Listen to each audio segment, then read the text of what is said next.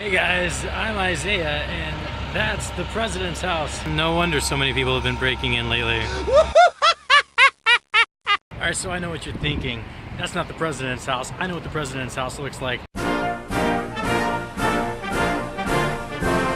And yeah, you're right. This is not the president's house in Washington, D.C., but you may not know that before the president lived in Washington, D.C., he actually lived in New York City.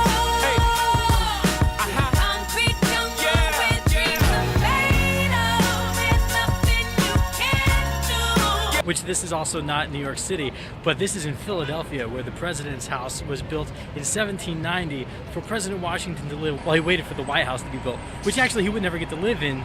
It would be John Adams who moved in 1800 and got to live in the White House in Washington, D.C. But before that, this house right here was the president's house in Philadelphia. And you know, it's maybe not so impressive now, but back in the day, this was a huge mansion.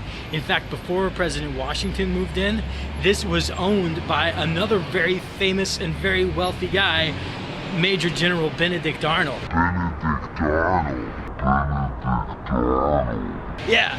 Before the president lived here, one of the biggest traders in the world also lived here. Isn't that crazy? Whenever President Washington moved in here, he had 9 slaves that he brought with him, which was kind of illegal, actually. Pennsylvania had pretty much done away with slavery.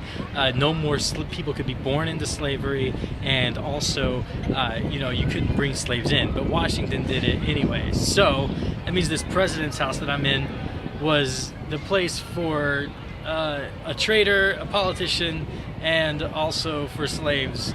It's a good thing that the current White House doesn't have any weird history like that, right? I'll see you guys later.